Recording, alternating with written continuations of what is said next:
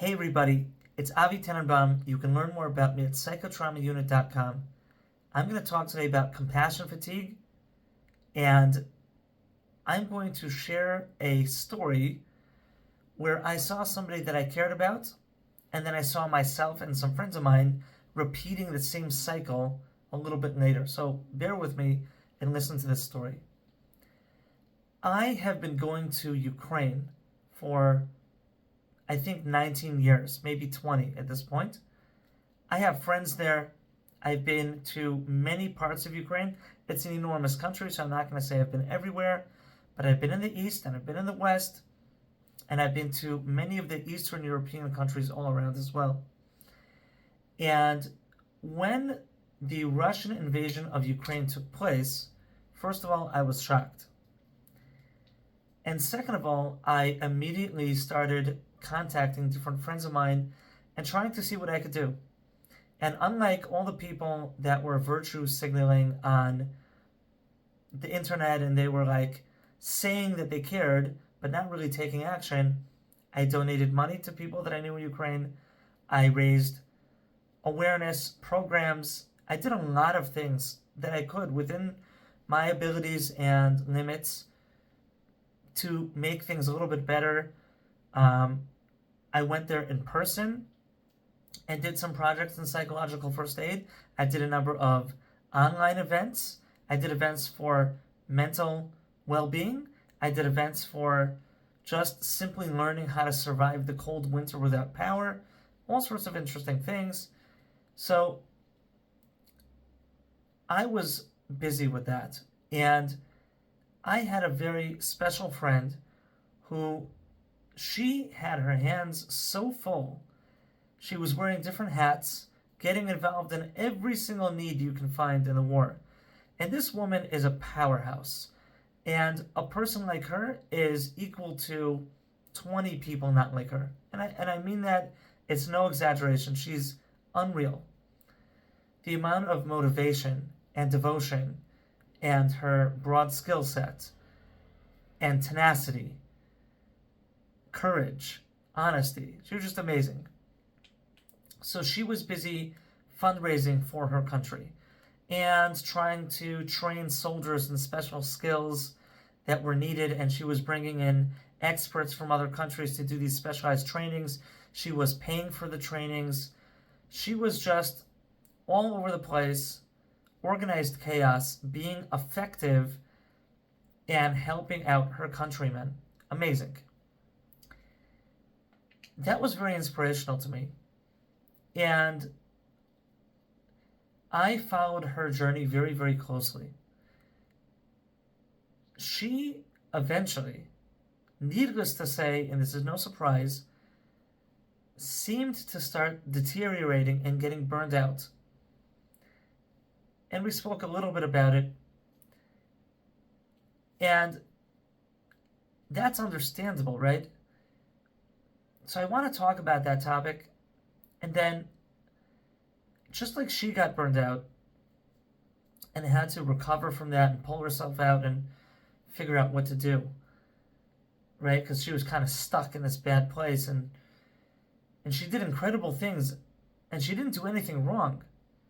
But now she was in this like rut where she's just stuck in this burnout place.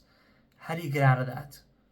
How do you manage saving your people, caring for your family and community, but also caring for yourself in a sustainable way?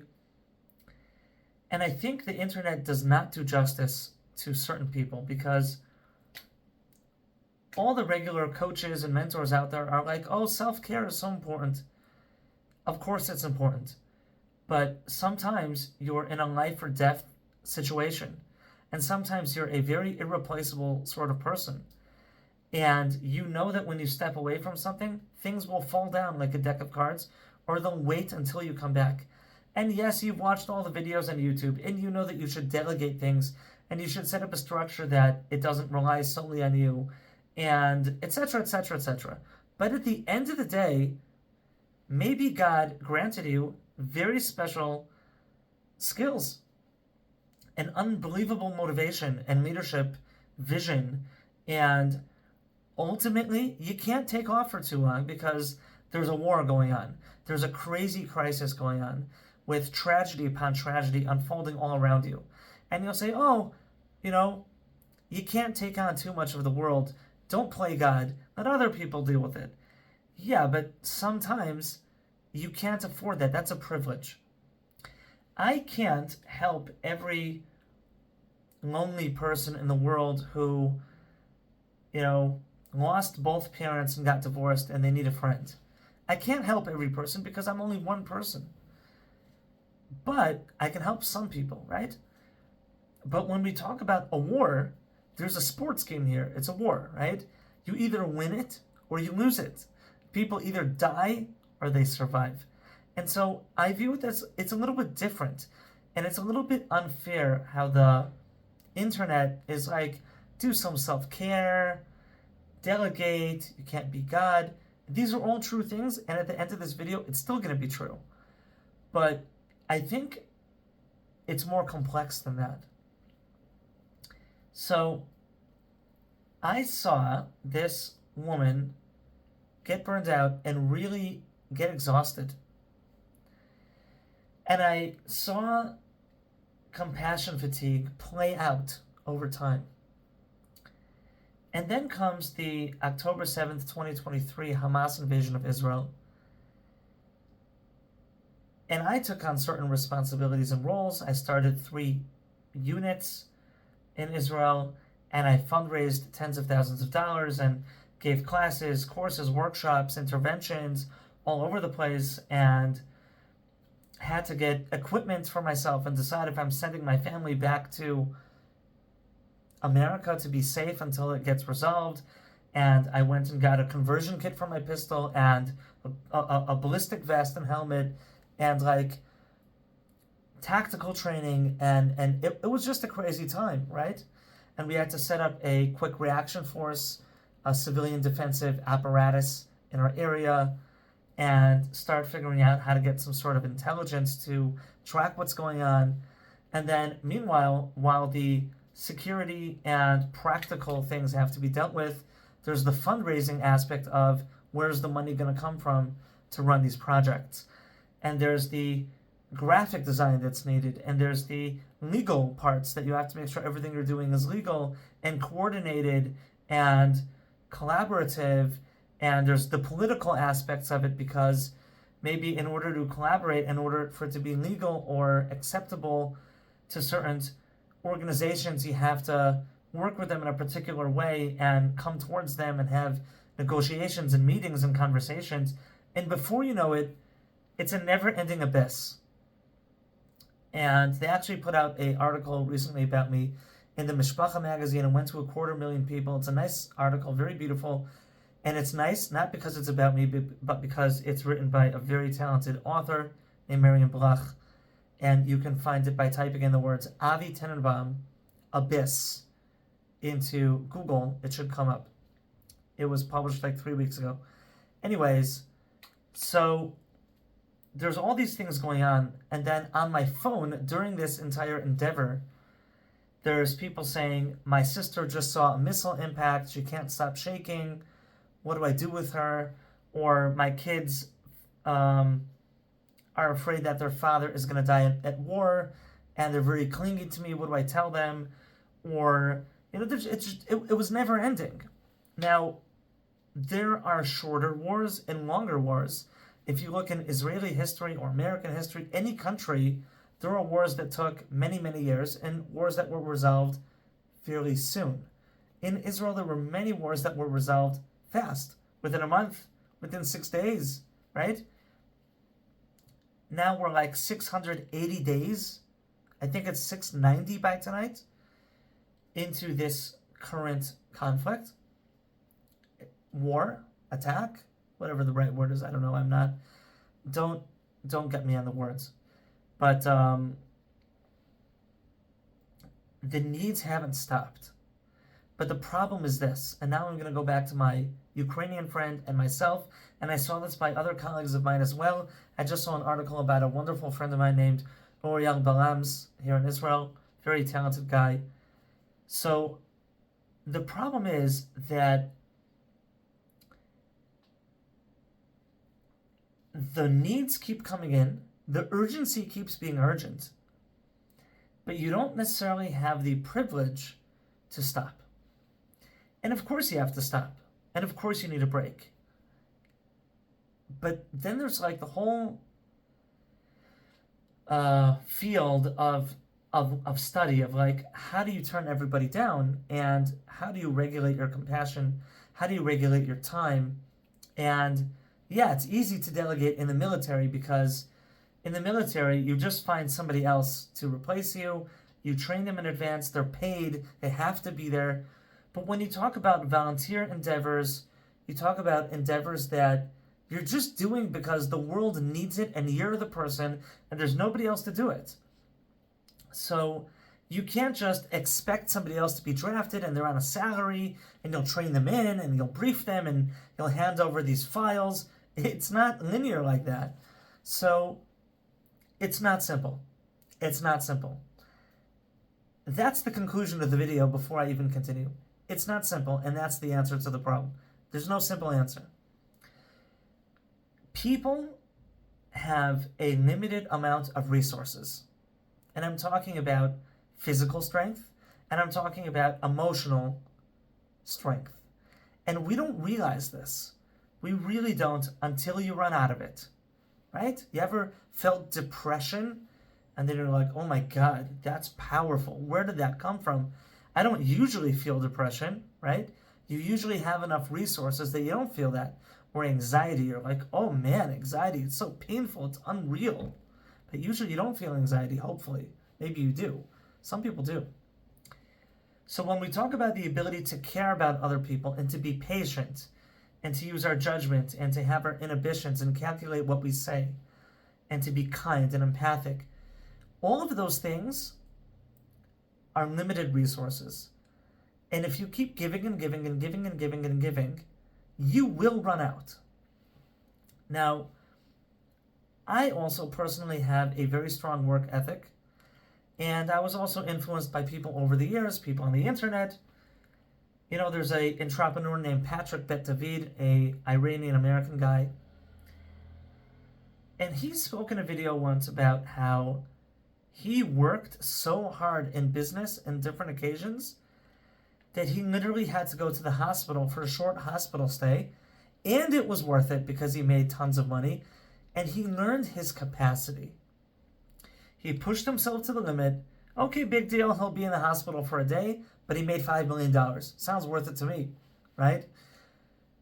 Now, I'm not saying that's true for you, but I hear the idea. Yeah, if I had to like get very, very sick for only one day, and 99% of the chances is that like I'll be okay and recover, and I'll make $5 million, that might be worth it for somebody, right? So I'm no stranger to working hard, and I believe in working hard. I also believe in never leaving anybody behind. And I also believe that big governments are terrible. They're ineffective, and they just steal all our money and don't help people the right way. I feel privatization is good. I feel that the smaller something is, the better. The more grassroots it is, the more individually tailored it is, the better, right? This is what I've seen. This is what I know. That's how I operate. So there's definitely this idea that the government is supposed to do ABC, but they don't. Or they do, but it's ineffective. Or the money is embezzled. Or there's a wait list of 9 months. Or fill in the blank, right? Which means if you care and there's a massive mass casualty level crisis with a steady, overwhelming influx of people in real pain and suffering with really good questions who deserve your care, but you keep giving your care, you're eventually going to run out. And that's what happened to my friend. And that's what happens to, right, the one in Ukraine. That's what happens to another friend of mine in Israel. And that's what happened to me. Now, in my experience, I found, maybe it was like 3 months ago, that's when I really hit a wall, right? So we're talking about like 600 days into the conflict. So pretty good. I went 600 days working 18 hours a day, being on call all night, 24/7, 365 on my phone, almost every night for almost all 600 days, right? Because if there's like an invasion, a sudden attack, ambush, we would activate our unit, right? Yeah, but Avi, why didn't you set up some sort of system where there would be turns and some sort of technology that would like alert you without you needing to be up all the time? You know what the answer is? They say in business, if you're an entrepreneur, it can take you 7, 8, or 9 businesses until the 10th business comes out successful. And in hindsight, you learn what is helpful and what's not, right? Just checking what time it is because I'm having a good time here. Great. So you don't always see things ahead. You see things in hindsight. So for the next invasion, God willing, God forbid, did I say God willing? God forbid, I'll have a better idea of what to do. I'll know how to triage my priorities and what to invest time in and money in and infrastructure, the hierarchy of tasks and ranks. But you can't know that the first rodeo because I was never in such a situation. I had been to many terror attacks. I've had missiles shot at me, right? I've been in dangerous places and situations, but I've never been in a 680-day war that's this big and this long. I just haven't been. And I think that I'm allowed to never have been, right? You're allowed to not be God and not know everything. That's okay. And so this flippant, oversimplified internet advice of like, you should just take a break. Like, yeah, but there's details to it. And you have to understand how. And you have to understand how you let yourself put things down. And you have to make sure everything is structured in a way that when you put it down, it doesn't collapse. It's not simple, right? They say businesses take between 3 to 5 years to start turning a profit. Why? There's some different reasons to that, but one of the reasons is because you're shooting in the dark and playing around until you figure out what works. So that's what happens in war too, especially if you're not a professional person that's inheriting a body of knowledge and rank system and events. You know, I saw the army adapt during this war because they were never in such a war.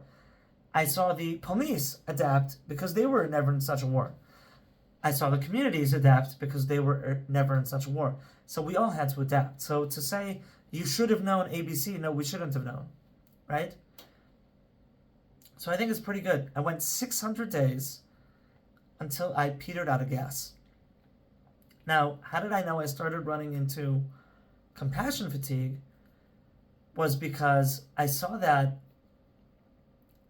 I stopped caring, which makes no sense to who I am because I really deeply care about people. And I see people in suffering like myself because I suffered a lot over the years. And so I relate to people. I really want to give as much as I can, whenever I can. And I saw that I just stopped caring. I became numb. And because I'm not a green thumb and I know a little bit about mental health, I understood, yeah, this is the signs of compassion fatigue. And then I run different email groups and WhatsApp groups and things like this also as part of what I do. And I had a friend who posted something which we have a difference of opinion, and in his professional opinion, he posted something that was legitimate.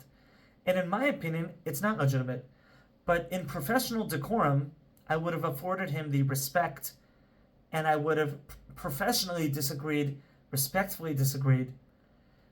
But one day on this WhatsApp group, I just went all out and I disparaged him in front of like 280 people, which is out of character for me, and I never do that. And I'm an admin of this group for like 4 years. It's my first time doing it. And I realized all my filters were off. Because you think before you speak, and you care about other people, and you think about how to relate to somebody else, and how to word it in the right way that your words can be received, and you can be kind, but also make your point, and be courteous, and be respectful, and I saw all my filters were off. I was like, yeah, that's compassion fatigue. And then I said, oh man, what do I do? And I tried to take a break. Attempt 1 flopped. And I find with taking breaks that if you don't take a long enough break, it's a waste of time and money. Like I used to think you take a 1-day break. That works sometimes if you need a little break. But I found that if I don't take a 2 or 3-day break as a minimum, the feeling of the break doesn't even begin until the middle of the 2nd day or 3rd day.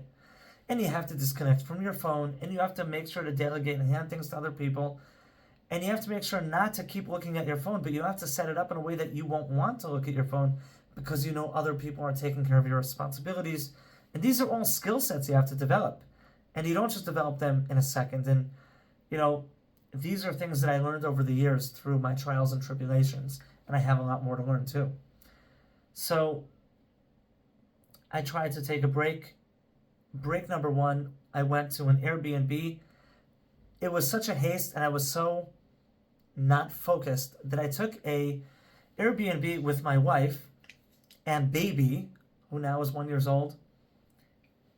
Terrible, because I love my wife and I love my baby, but to have a baby around in a little Airbnb requires a lot of work, which is the opposite of a break. So that was flop number 1. You can laugh at me, no problem. Let me make the mistakes for you. That's why I'm so transparent in these videos. Learn from my mistakes so that you have it easier. Set things up in advance and maybe consult with somebody like me that's been there, done that, if you're ever in these situations, so that 600 days later, you don't have to learn from hindsight, right? I have so much to say. Like, sometimes I just mumble. Like, I would have set up all my projects in a way that's not so top heavy on me, right? I would have invested money more in personnel than in equipment and had better management of different things. Anyways, so I took break number 1 with the wife and baby, flop. I took break number 2 and I went to a hotel facing the beach. It was beautiful, it was lovely, but I actually didn't take a break. I worked 17 hours a day, all day, for 2 days straight. And I perceived I needed that because I felt so behind in other parts of my life because of the different crises and tragedies and things I was dealing with, that I felt I couldn't even let myself relax till I first caught up in the other things. So I worked all day to do the other things. It wasn't a break, but it was a positive experience. It's like I was digging myself out so that I can afford to enjoy the break the 3rd time. And then the 3rd time I did take a break, and it was for, I think it was 2 nights and 3 days, and it worked. And it worked, and here I am. That's why I'm uploading again. I'm happier. Thank God. So, I'm just turning off this. Sorry about that. So, compassion fatigue is a real thing. We have a limited amount of how much we can care about other people and what we can give to them. And there's so many skills we have to learn. And as much as people turn to you for help, you're only one person. You can't take everything on, but you can build a better system.